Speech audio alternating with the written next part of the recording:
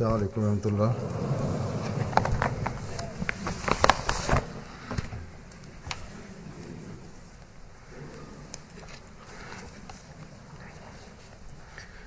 أشهد أن لا إله إلا الله وحده لا شريك له وأشهد أن محمدا عبده ورسوله أما بعد فأعوذ بالله من الشيطان الرجيم بسم الله الرحمن الرحيم الحمد لله رب العالمين الرحمن الرحيم مالك يوم الدين إياك نعبد وإياك نستعين اهدنا الصراط المستقيم صراط الذين أنعمت عليهم غير المغضوب عليهم ولا الضالين.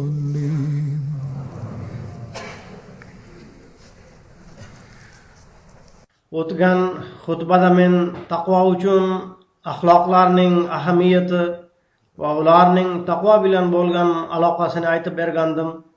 Bu haqda Hazrat Masih Maud alayhissalomning inson o'zida barcha xulqlarni jamlagandagina taqvodor bo'ladi degan so'zlarini ham taqdim etgan edim. Demak, mo'min kishi barcha xulqlarni o'zlashtirishga harakat qilishi kerak. Alloh taolo bajarishga buyurgan ishlarni qilganda, Alloh taolo man etgan ishlardan tiyilganda bir taqvodor kishi uchun shart bo'lgan yuqori darajadagi xulqlar unda paydo bo'la oladi. Ammo xulqlardan ba'zilari shundayki, agar u mo'min kishida bo'lmasa, uning iymon darajasi ham shubhali bo'lib qoladi. Ya'ni iymon ham bormi, yo'qmi bilish kerak bo'ladi. Taqvo esa u ikkinchi darajali narsa bo'lib, birinchi o'rinda iymonni saqlash lozim. Bu xulqlardan eng muhimi va bir mo'min kishi uchun shart bo'lgani rostgo'ylikka qoyim bo'lib, yolg'ondan saqlanishdir. Alloh taolo Qur'oni Karimda shunday deb marhamat qiladi: "Faytanibu rijsa minal awsani vaytanibu qawla zur." Ya'ni butlar najosatidan yiroq bo'linglar va yolg'on gapirishdan ehtiyot bo'linglar. Demak, butlarga sig'inish hamda yolg'on gapirish ikkalasini jamlab oydinlashtirib berdiki, agar sizlarda rostgo'ylik bo'lmasa, haq gapni gapirishga odatlanmagan bo'lsangiz, bu butlarga sig'inishdek gunohdir. Bir mo'min kishi Alloh taolaning yagonaligiga iymon keltirib, zohiriy yoki maxfiy butlarning najosatiga ham aralashgan bo'lsin, bunday bo'lishi mumkin emas. Demak, men mo'minman deb da'vo qiluvchi kishiga bu nihoyatda ochiq oydin tanbihdir. Ya'ni agar sizlar mo'min bo'lsangiz, rostgo'ylikning yuqori darajalariga erishish ham lozim. Aks holda o'z iymonlaringiz to'g'risida xavotirlaninglar. Hazrat Masih Maud alayhissalom ham bu haqda, ya'ni butlar nima, sizlar o'z iymonlaringizni saqlash uchun va iymonlaringizni rivoyalantirish uchun qanaqa butlarning najosatidan saqlanishingiz va qanday yo'l yo'riqni tutishingiz kerak deb ochiq aydin aytib berganlar. Hazrat Masih Maud alayhissalom ushbu mazmunni o'zining turli asarlarida ham, davralarida ham takror zikr qilib, rostgo'ylikning ahamiyatini oydinlashtirganlar. U zot alayhissalom bu haqda o'z dard alamlarini bildirganlar.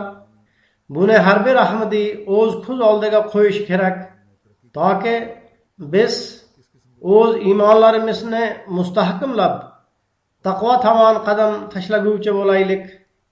Men u zot alayhissalomning ba'zi iqtiboslarini taqdim etaman. Bu gaplar yuzaki ko'rinishda bir-biriga o'xshash tuyuladi.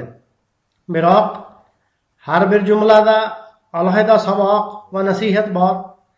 U zot alayhissalom Nurul Qur'on asarlarida shunday deydilar: Qur'oni Karimda yolg'on gapirish but parastlikka tenglashtirilgan. Alloh taolo faytani bu risa Alloh taolo faytani bu risa minal awsani vaytani bu qawla zur deb marhamat qilganidek, ya'ni butlar hamda yolg'onning najosatidan saqlaninglar. Bu ikkalasi nopokdir. So'ngra yolg'on natijasida kishining Alloh taoladan uzoqlashishi va Alloh taolo yolg'onchini tark etib qo'yishini zikr qilib shunday deydilar: butlarga sig'inish hamda yolg'on gapirishdan ehtiyot bo'linglar. Ya'ni yolg'on ham bir butdir. Unga suyanadigan kishi Alloh taolaga suyanmay qo'yadi. Qisqasi, yolg'on gapirish natijasida Alloh taolo ham qo'ldan boy beriladi. Kishi Alloh taolaga suyanmay qo'ysa, unda Alloh taolo ham u kishiga yaqinlashmaydi.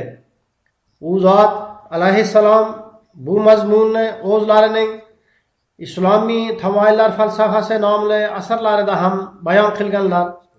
So'ngra Lecture Lahor nomli asarlarida buni quyidagicha bayon qildilar: butlar va yolg'ondan saqlaninglar. Bu ikkalasi nopokdir. Demak, pok bo'lish uchun inson yolg'on hamda har qanday shirkdan saqlanishi shart. U zot alayhissalom yana bir davrada shunday deb marhamat qildilar: Alloh taolo Qur'oni Karimda yolg'onni ham najosat deb atagan. Alloh taolo shunday deydi: Faytanibu risa minal awsani vaytanibu qawla zur. Qaranglar, shu yerda yolg'on but bilan tenglashtirilgan. Dar haqiqat yolg'on ham bir butdir. Unday bo'lmasa, odamlar nega rostgo'ylikni tark etib ikkinchi tomonga borishadi? Butning tub mohiyatida hech qanday haqiqat bo'lmaganidek, yolg'onning tub mohiyati ham to'qib chiqarishdan boshqa hech narsa yo'q. Ya'ni gaplar faqat zohiriy bo'yalgan bo'lib, haqiqati yo'q bo'ladi. U zot alayhissalom yana davom etib shunday deydilar: yolg'on gapiradigan kishilarning ishonchi shu qadar kamayganki, agar ular rost gapirsalarda bunda ham qanchadir yolg'on aralashgan bo'lsa kerak degan o'y paydo bo'ladi. Agar yolg'on gapiruvchilar yolg'onlarining ozayishini xohlasalar ham bu illat tezda barham topmaydi. Bunga odatlangandan so'ng undan tezroq qutulish qiyin. Ular bir uzoq muddat riyozat qilganlaridan so'ng rost gapirishga odatlanishadi. Ba'zi kishilar har bir gapda yolg'on gapirishga odatlangan bo'ladilar. Shuning uchun u zot alayhissalom bunday kishilarga uzoq muddat riyozat, mehnat hamda mujohada qilishga to'g'ri kelishi, shundan keyin u rost gapirishga odatlanishini ta'kidlaydilar. So'ngra ba'zi kishilar dunyoviy muvaffaqiyatlarga erishish uchun ozmi, ko'pmi yolg'on gapirishiga to'g'ri keladi. Busiz yashash mumkin emas deb o'ylashadi. Ularning o'y fikrini rad etib, u zot alayhissalom shunday deydilar: yolg'on butparastlik bilan tenglashtirilgan. Sababi ahmoq inson Alloh taolani qo'yib turib tosh oldiga boshini egadi. Xuddi shunday rostgo'ylik hamda sidqni tark etib, o'zining foydasi uchun yolg'onni but qilib oladi. Shuning uchun Alloh taolo yolg'onni butparastlik bilan qo'shib qo'ygan va bunga nisbat berilgan. Zero butparast buddan najot tilaydi. U zot alayhissalom deydilar: yolg'on gapiradigan kishi ham o'z o'y fikrida bir butni yasab oladi va bu orqali najot topaman deydi. Avval qancha buzilib ketgan, axir nimaga butparastlik qilasizlar?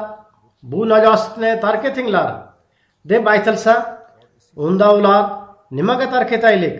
Busiz yashay olmaymiz deydilar. Bundan boshqa qanday baxtsizlik bo'lishi mumkin? Ular yolg'onni o'zlariga asos deb o'ylashadi. Biroq men sizlarni ishontirib aytamanki, oxir oqibat rostgo'ylik g'alaba qozonadi. Yaxshilik va g'alaba qozonish unga nasib etadi. Albatta esda tutinglar, yolg'onga o'xshagan yomon narsa yo'q. Odatda dunyoparastlar rost gapiradiganlar ushlanadilar deb aytishadi. Biroq men bunga qanday ishonay? Menga qarshi 7 ta sud ishlari ochilgan va Alloh taolaning fazl marhamati bilan ulardan bittasida ham bitta so'z ham yolg'on gapirishga to'g'ri kelgani yo'q. Endi aytinglarchi, ulardan birortasida ham menga shikast yetdimi? Alloh taolo o'zi rostgo'ylikka himoyachi va yordamchidir. U rostgo'y kishini jazolashi mumkinmi? Agar shunday bo'lsa, unda dunyoda hech bir kishi rost gapirishga jur'at qilmaydi. Ya'ni agar rostgo'ylar ham jazolana boshlasa, unda hech kim rost gapirmaydi. Odamlar Alloh taolaga ishonmay qo'yadilar. Rostgo'ylar tiriklay o'lib ketishadi. Darhaqiqat rost gapirib jazolanadigan kishi rostgo'ylik natijasida jazolanmaydi. U o'zining ba'zi bir maxfidan maxfi yomonliklari bois jazolanadi.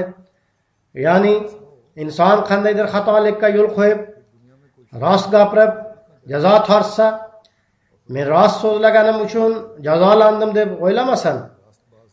Aksincha, bu jazo uning oldingi qilmishlar natijasidir.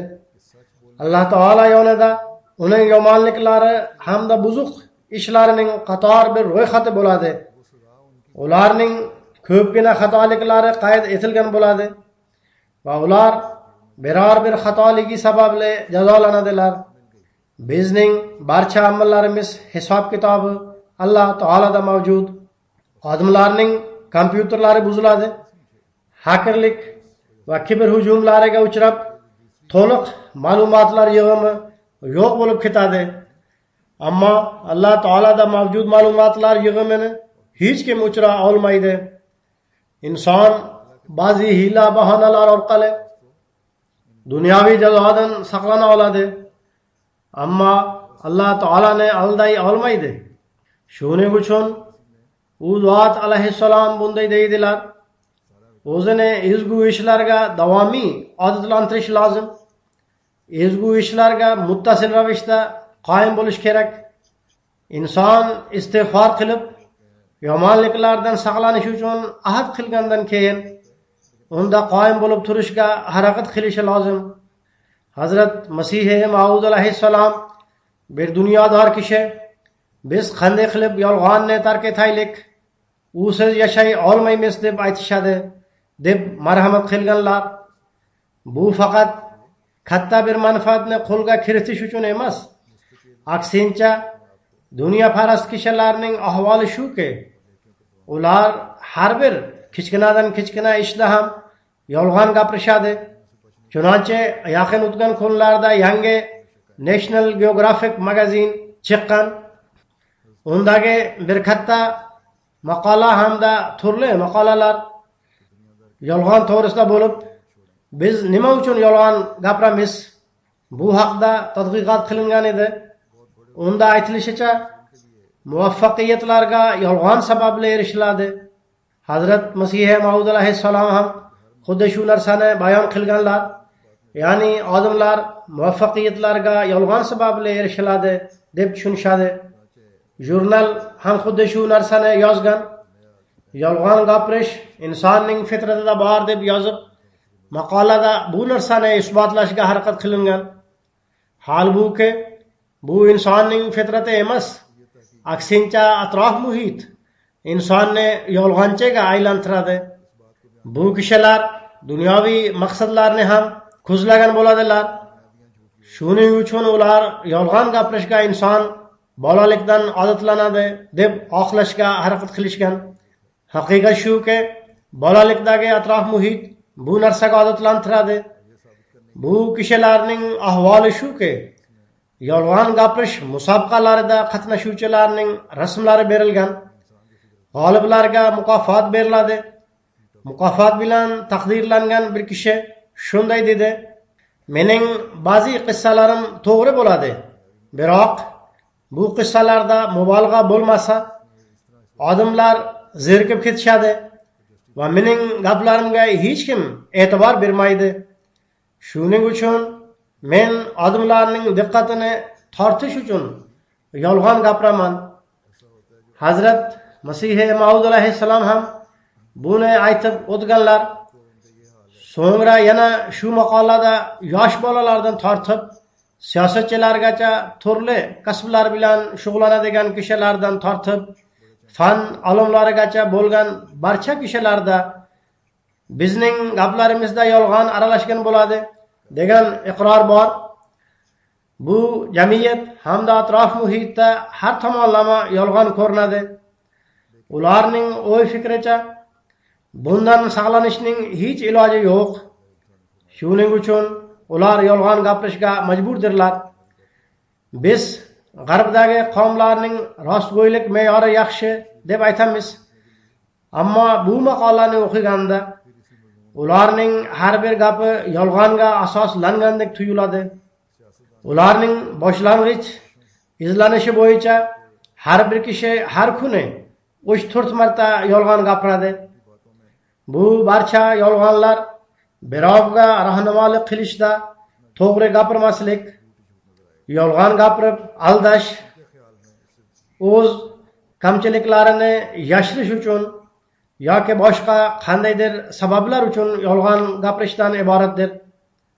Bu izlanish bo'yicha manmanlik uchun yolg'on gapiriladi. Bu mayda yolg'onlardir.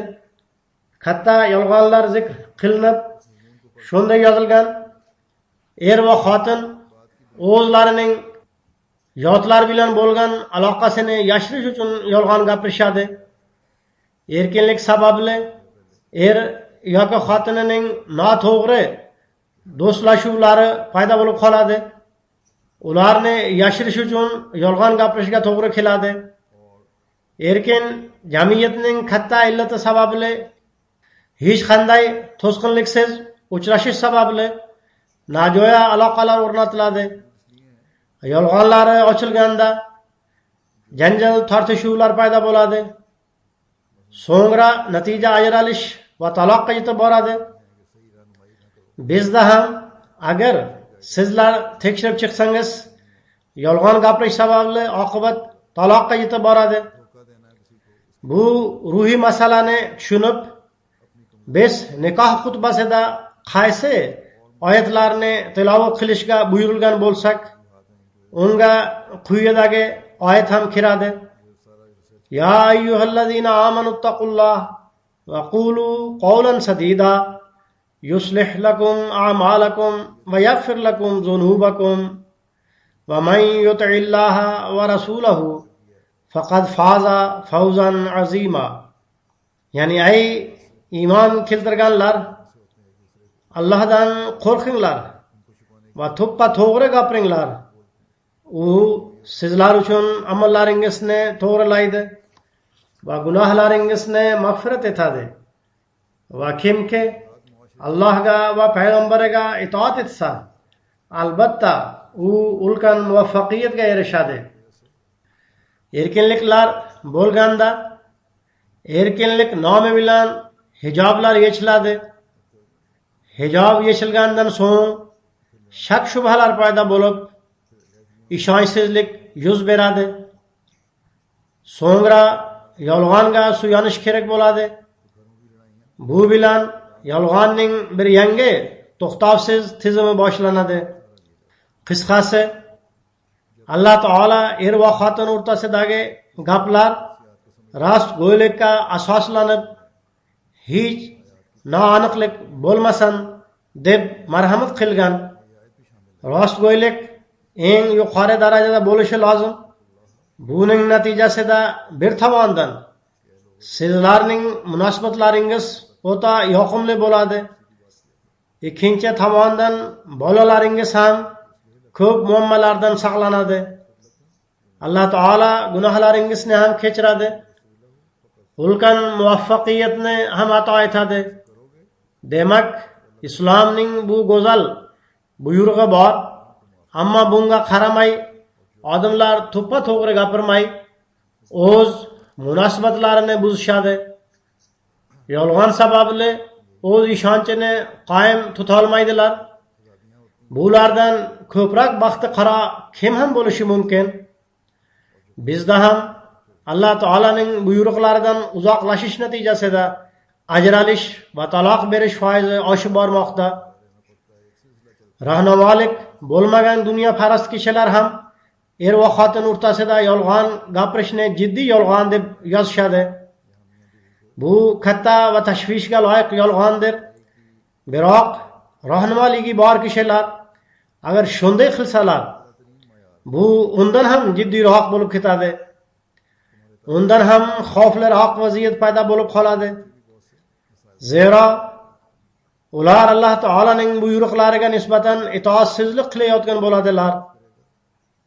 Natijada ular o'z gunohlarining kechirilishidan mahrum qolishadi.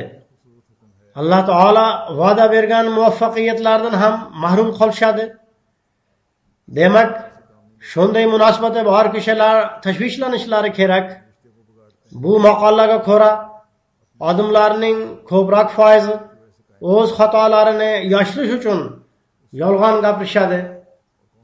Odamlarga duch kelishi yoki ular bilan uchrashishni xohlamaganida xotini yoki bolalariga meni uyda yo'q deb aytib qo'yinglar deydi.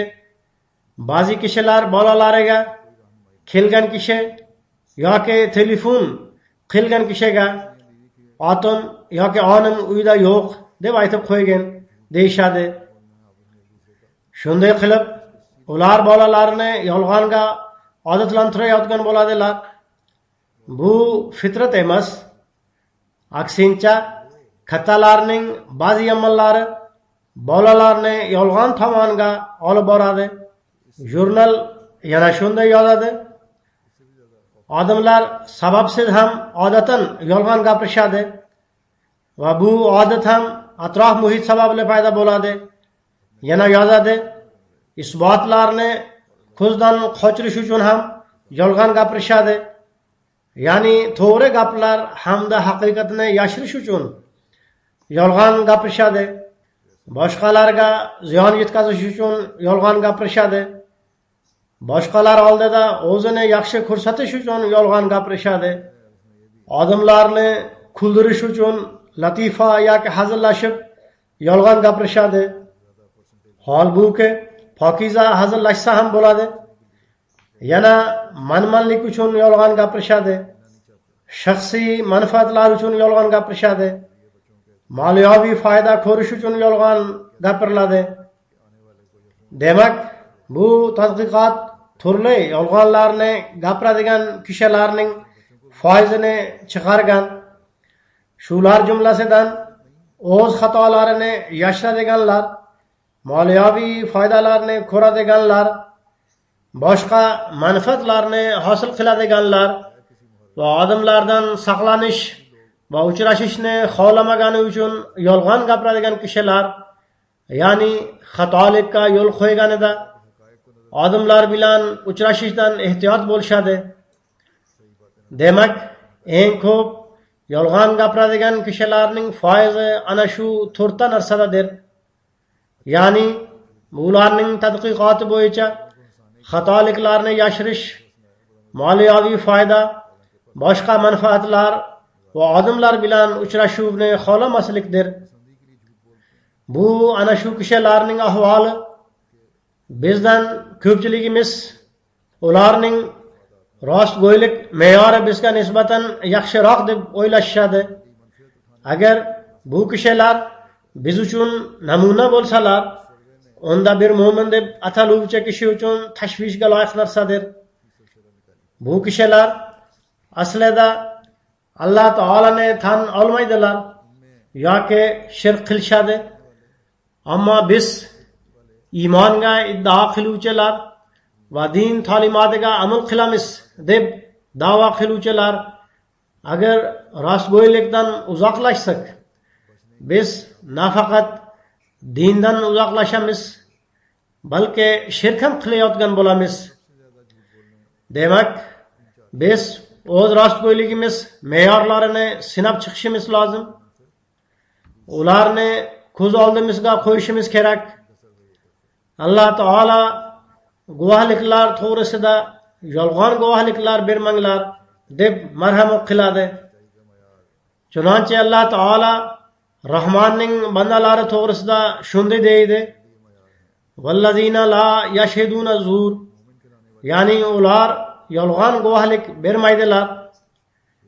Demak, bizning guvohliklarimiz moliyaviy manfaat yoki umumiy manfaatlar uchun yolg'on bo'lmasligi kerak.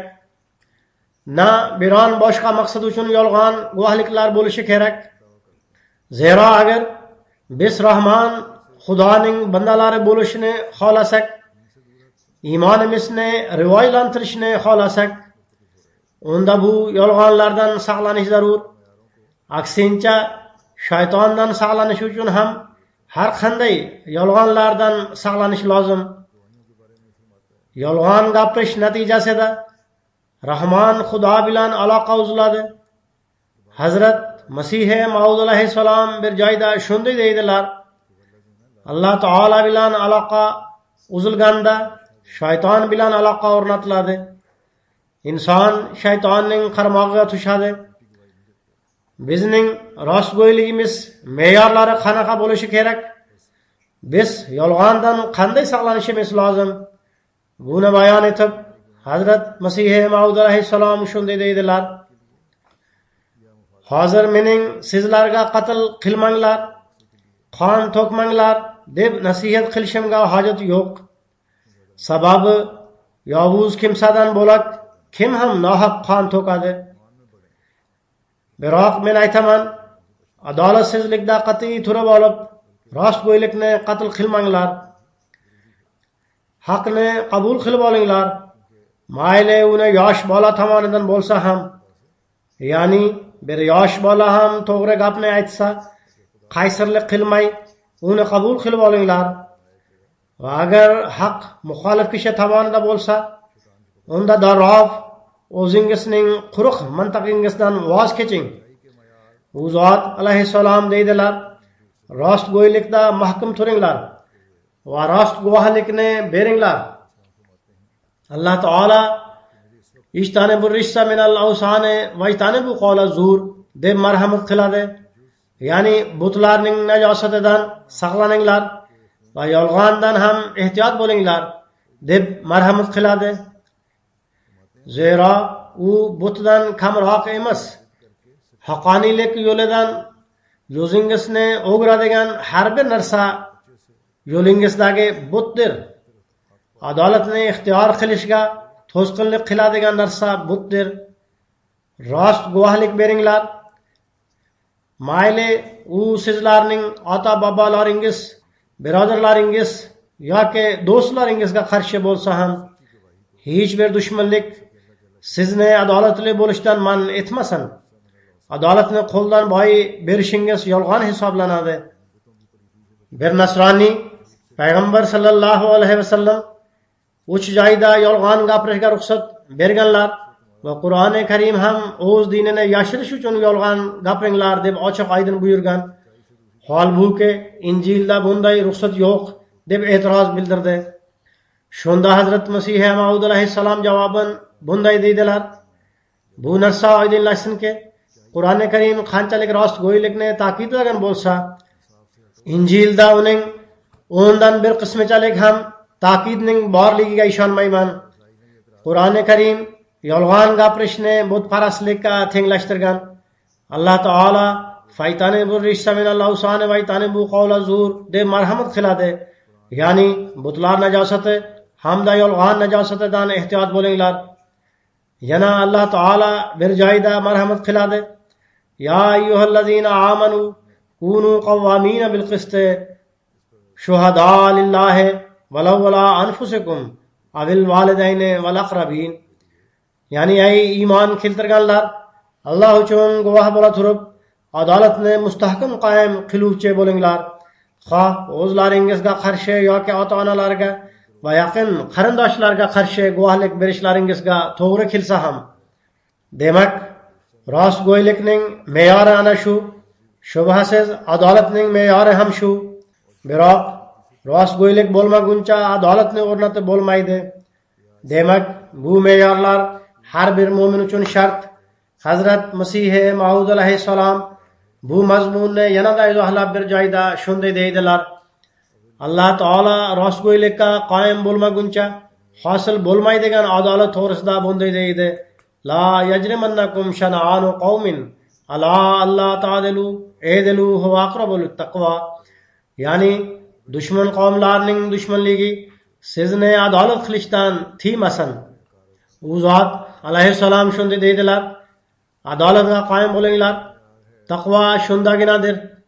Bilasizlarki, xuddi Makka kofirlari kabi nohaq azor beradigan, azob berib qon to'kadigan, taqib qiladigan, bolalar va ayollarni o'ldiradigan va sizga qarshi jang qiladigan qavm bilan muomalada adolat qilish qanchayam qiyindir. Lekin Qur'oni Karim qonga tashna dushmanlarning ham haqqini zoya qilmay, adolat va to'g'rilikni mahkam tutishni buyuradi. To'g'rilik va haqiqat bilan aytamanki, dushmanga murovat bilan muomala qilish osondir. Lekin muomalalar va nizolar holatida ularning haqlarini, adolat va insofni yo'qotmay muhofaza qilish juda qiyindir. Balki bu faqat qahramonlar amalidir. Odamlarning ko'plari o'z dushmanlariga muhabbat namoyish qilib, ularga shirin so'zlik bilan muomala qiladilar. Lekin ularning haqlarini tortib oladilar. Aka o'z ukasini sevadi, lekin muhabbat niqobi ostida uning haqqini tortib oladi. Masalan, birovning yerida ishlovchi dehqon bo'lsa, ayyorlik ila rasmiy hujjatlarda yer egasining nomini yozdirmaydi.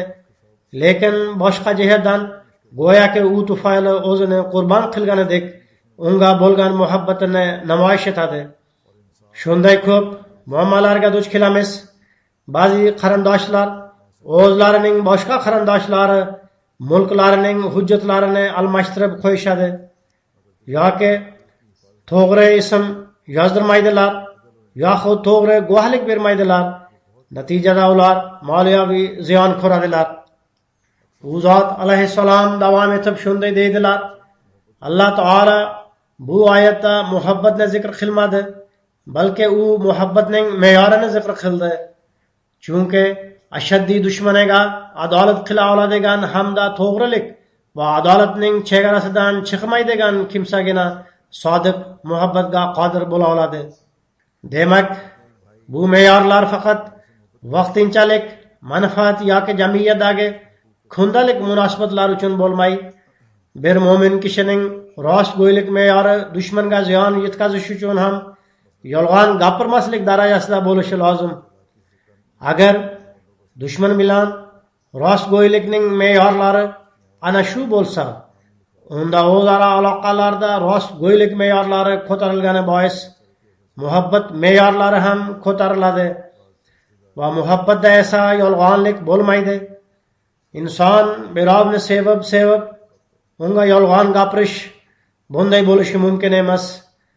Zero muhabbat ixtiyorsiz bo'ladi. Demak, ana shu me'yorlarga erishish uchun harakat qilish kerak. Rostgo'ylik me'yorlari shu darajaga yetganda inson birodarini hech alda olmaydi. Rostgo'ylikning ahamiyatini bayon etib, Hazrat Masih Maud alayhissalom shunday deydilar: yolg'onlik yetkazadigan ziyonchalik haromxo'rlik ziyon yetkazmaydi. Bundan birov haromxo'rlik yaxshi narsa deb tushunmasin. Birovning bunday tushunishi qattiq yanglishishdir. Mening aytishimdan maqsad shuki, birov majbur bo'lib cho'chqa go'shtini yesa, bu boshqa gap. Ammo u kishi o'z tilidan cho'chqa go'shtini yeyishga fatvo bersa, u islomdan uzoqlashib ketadi. Ya'ni majbur bo'lganda inson ochlikdan o'limga yaqinlashganda cho'chqa go'shtini yeyishga ruxsat bor. Biroq cho'chqa go'shtini yeyish joizdir deb fatvo berish insonni islomdan uzoqlashtiradi. U zot alayhissalom shunday deydilar: shunday qilib inson Alloh taolo harom deb aytgan narsani halol deb aytadi.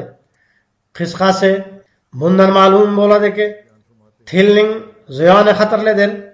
Shuning uchun taqvodor kishi o'z tilini mahkam tutib turishi kerak. Uning og'zidan taqvoga xilof gap chiqmasligi lozim. Bas sizlar o'z tillaringiz ustidan hokimlik qilinglar. Tillaringiz esa sizlarning ustingizdan hokimlik qilmasin. Behuda va nojo'ya gapirmanglar. Inson o'z tilini tutib turib, uning ustidan hokimlik qilishi, og'ziga kelgan istagan gaplarni gapirmasligi lozim. Shunday holda har qanday yolg'on va rost gaplar chiqaveradi. So'ngra fitna fasod paydo bo'ladi. Demak, doimo bu narsani inobatga olish kerakki, bizning tilimiz nafaqat shirkdan saqlaydigan, balki taqvo me'yorlariga erishuvchi rostgo'ylikka qoyim bo'lsin. Men yolg'on gapiradigan kishilarning bu maqolaga iqtibosning turli vaziyatlarini bayon qildim. Buni ko'z oldimizga qo'yib, har birimiz biz qandaydir yolg'onga aralashmaganmizmi? Agar aralashgan bo'lsak, undan qanday qutulish kerak deb o'zini tekshirib chiqishi kerak. Qutulish va najot topishning vositasini Alloh taolo aytib bergan.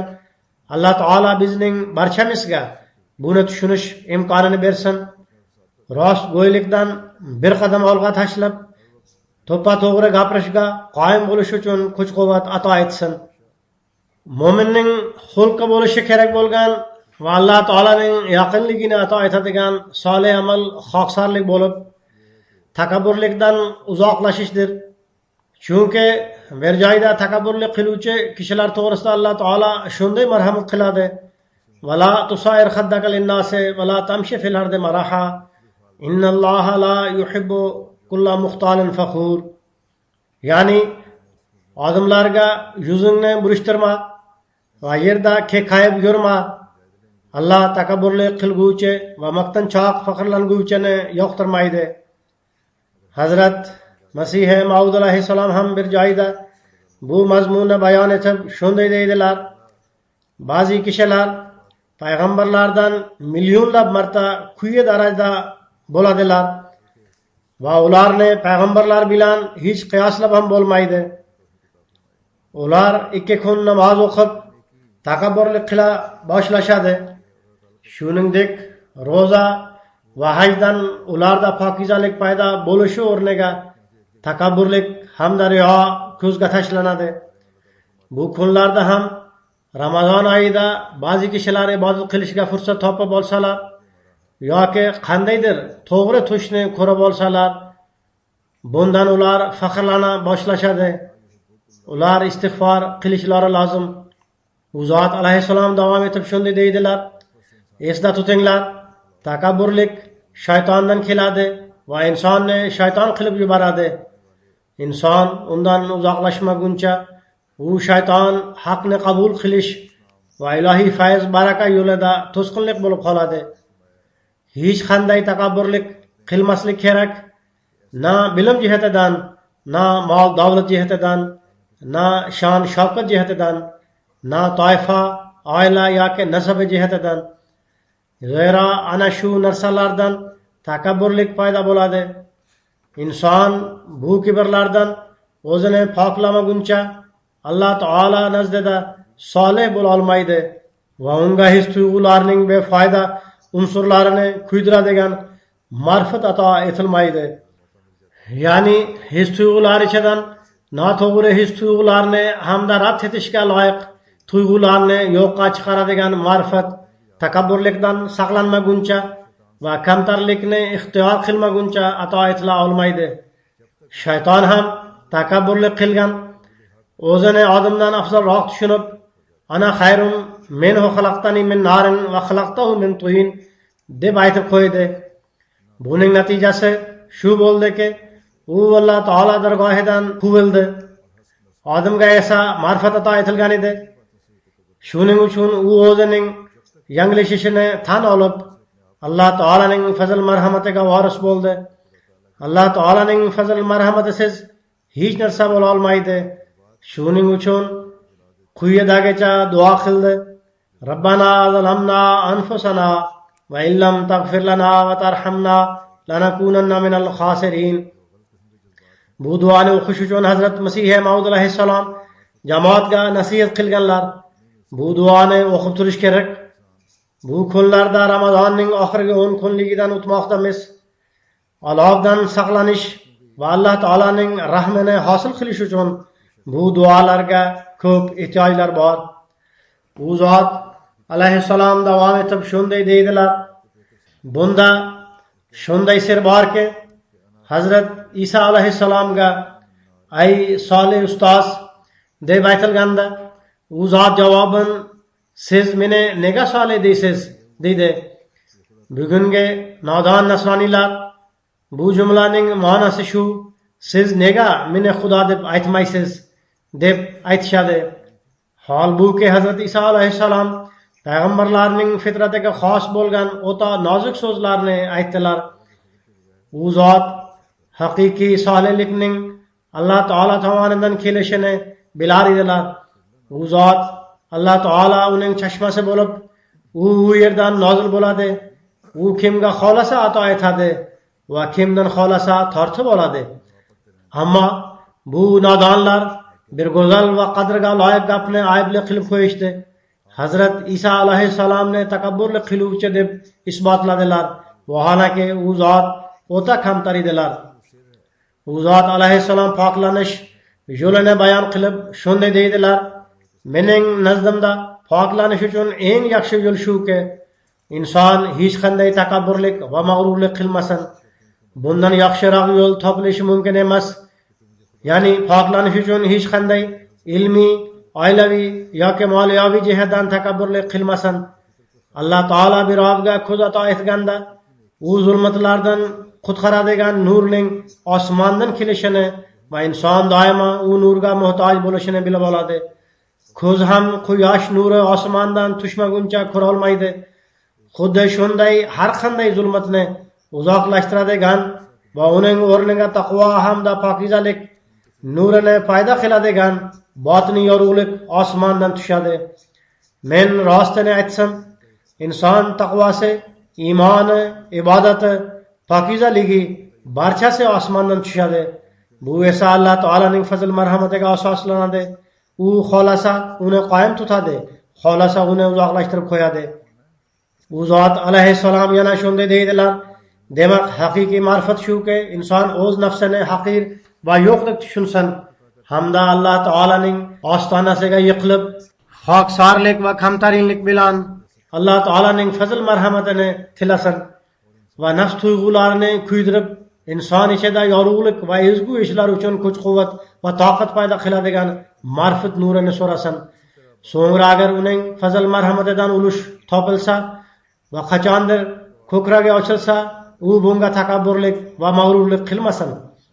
Ya'ni agar Alloh taolo bilan aloqa o'rnatilsa, duolarning mustajob bo'lish manzaralarini ko'ra boshlasa, bir maxsus xotirjamlik paydo bo'lib qolsa, shunda takabburlik va mag'rurlik qilmasin, balki u xoksarlik va kamtarlikda yanada rivojlansin. Alloh taolaning fazl marhamati sababli xoksarlik bo'yicha olg'a qadam tashlanglar. Zero inson qanchalik o'zini haqir deb tushunsa, shunchalik Alloh taoladan unga yorug'lik va kuch-quvvat yetkazadigan nurlar tushadi.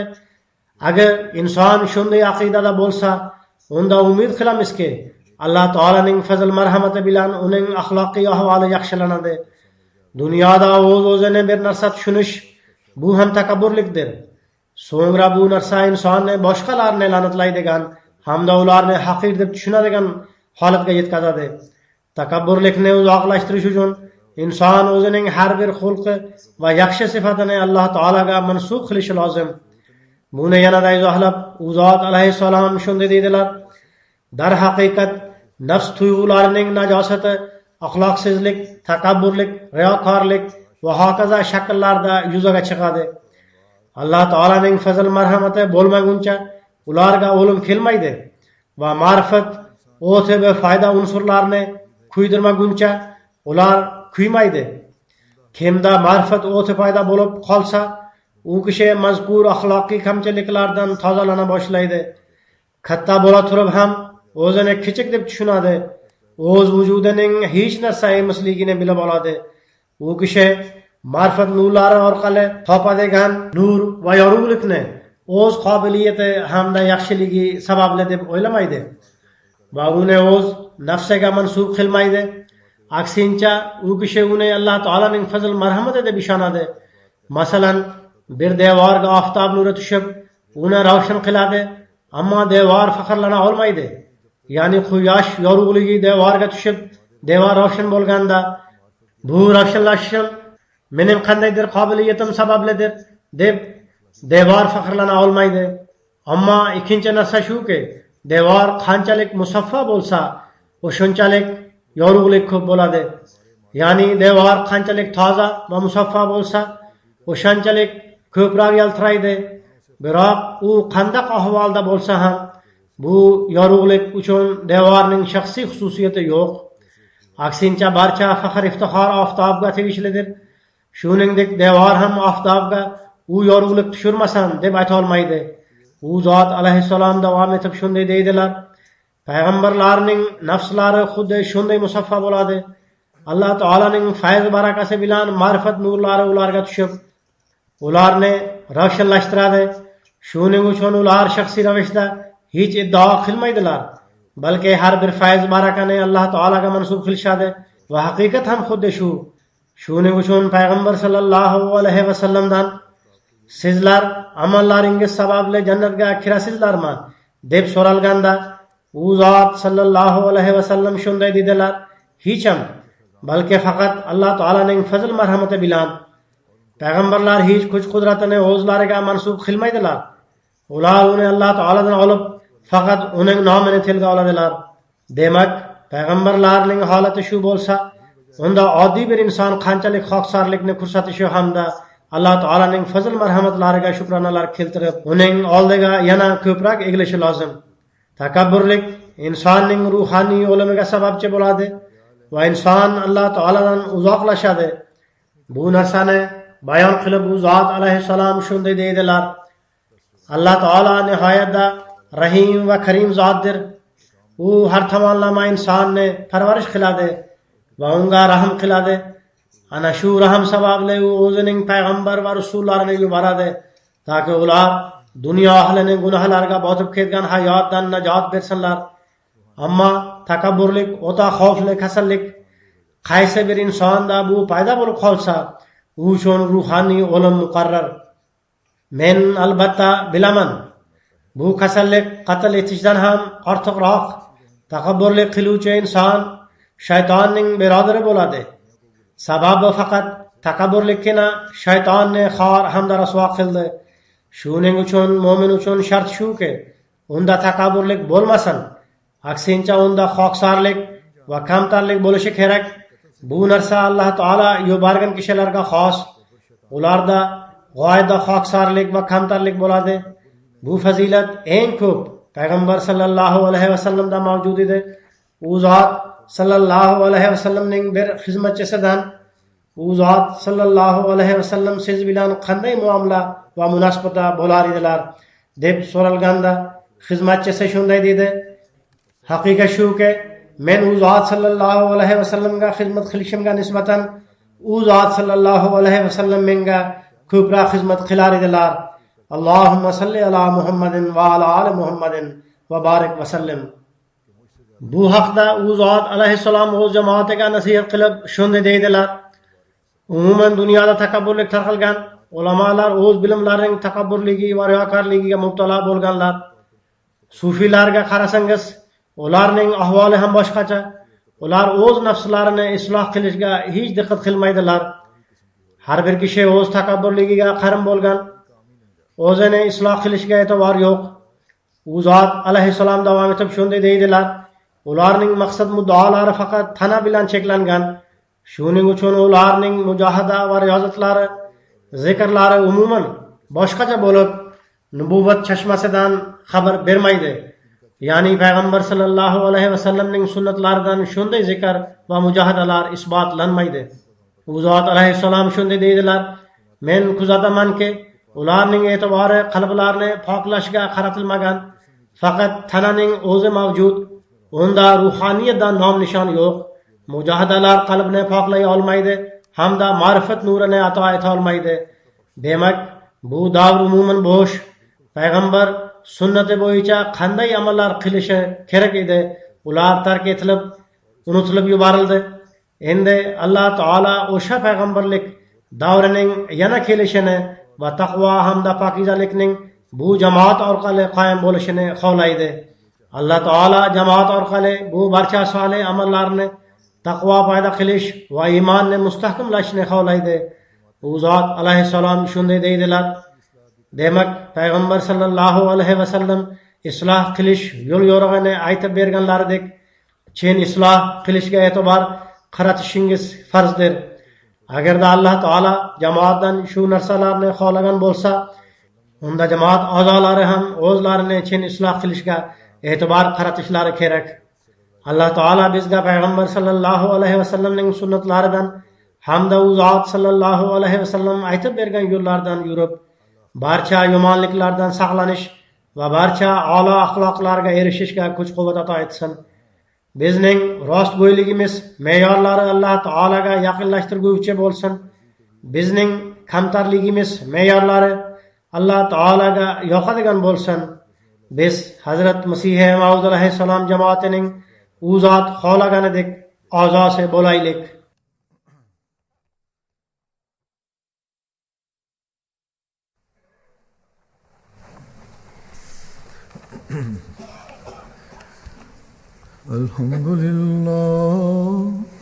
Alhamdulillah, nahmaduhu wa nasta'inuhu wa nastaghfiruhu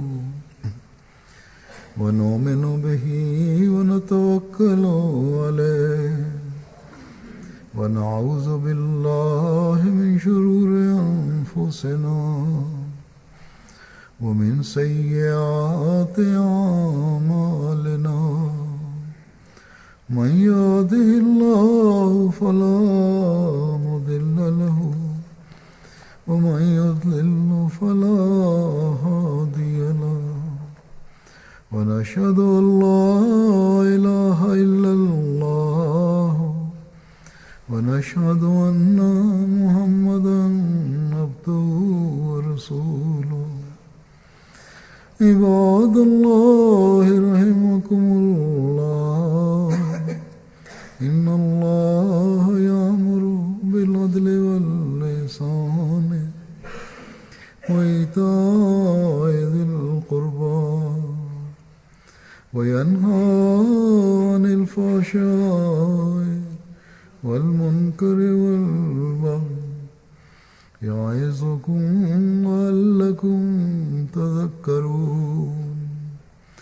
اذكروا الله يذكركم وادعوه يستجب لكم ولذكر